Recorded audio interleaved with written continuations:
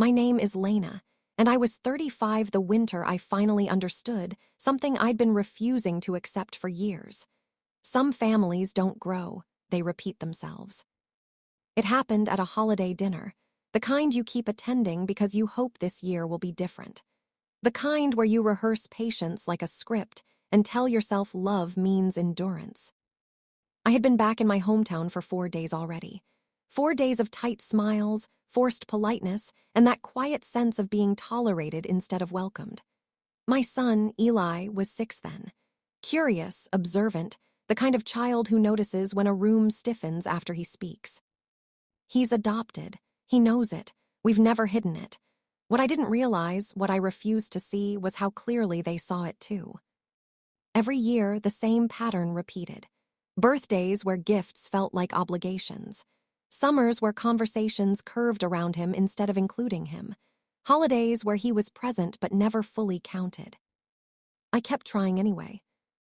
This year, we arrived the evening before the holiday. Snow dusted the driveway of my parents' house, and Eli jumped out of the car clutching a paper bag full of drawings he'd made for everyone. He kept asking if his grandmother would like hers best. I told him she would. I shouldn't have.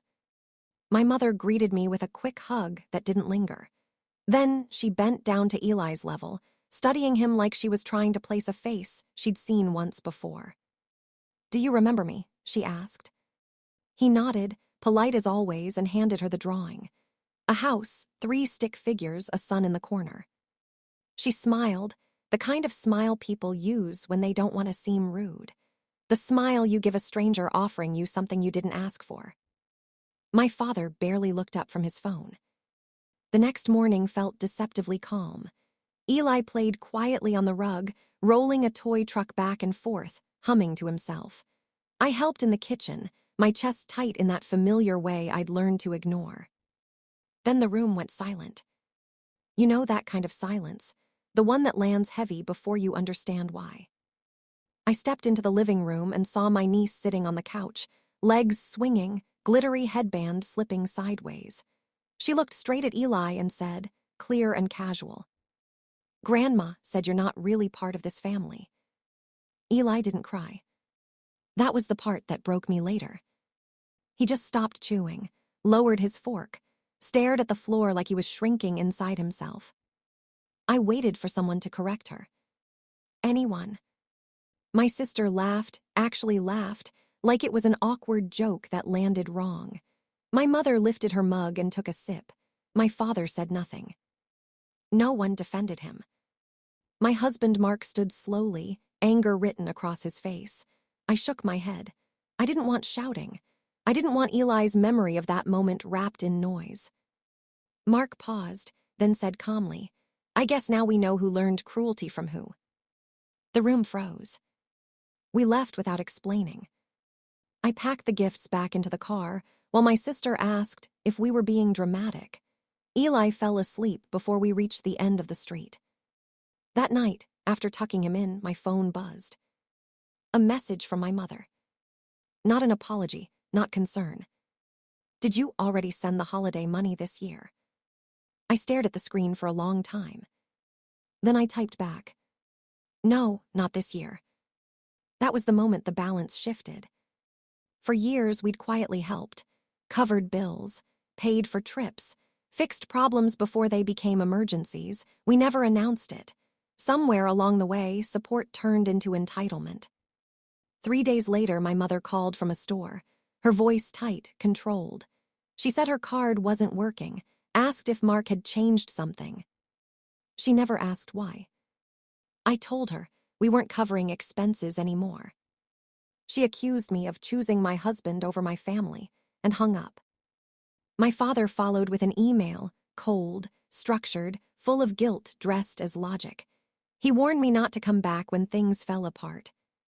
Mark read it once and said quietly, "They're not angry because we stopped helping. They're angry because they thought we never would." Then the calls started coming from others.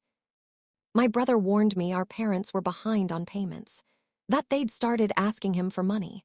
He refused. Later, Mark admitted something I didn't know. He'd been covering part of their mortgage for months, Hopping it would keep the peace. I thought I was buying quiet, he said, but I was buying silence. January stripped everything bare. The pressure escalated, indirect messages, emotional appeals, then something crossed a line. One afternoon, Mark came home early, pale. "My dad visited my office today," he said. Not a call, not a request. He just showed up, tried to frame concern, suggest therapy, imply I was unstable. Then Mark showed me an email, financial documents, late notices, a plea disguised as guidance. They'd gone around me. That night, I sat on the floor holding Eli's baby blanket, his first drawings, the photo from the day he accidentally called me Mom, and then smiled like he'd found something permanent. Family doesn't protect its comfort at a child's expense. The next morning, I sent one message. We wouldn't be helping financially. They were not to contact my husband again. Any further attempts would be documented. I ended with, "You made your choice at the table." Silence followed. Weeks passed, life softened.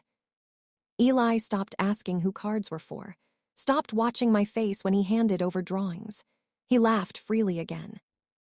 Later came attempts wrapped in kindness, church members reaching out, invitations meant to pull us back gently. When I confronted it, I realized the truth. They hadn't changed. They adapted.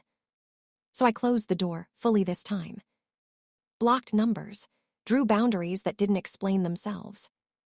And something unexpected happened. Peace stayed. Months later, Eli brought home a worksheet titled My Family. He filled it in confidently, me, Mark, our dog, a friend from school. When I asked if he wanted to add anyone else, he shook his head. "That's everyone," he said. That was the moment I knew we'd done the right thing. Family isn't who shares blood. Family is who protects belonging. Family is where love isn't conditional and silence isn't demanded as payment. We didn't reconcile. We didn't make speeches. We chose a smaller, safer world. And every morning when Eli runs into the kitchen asking for pancakes shaped like stars, I know we chose well.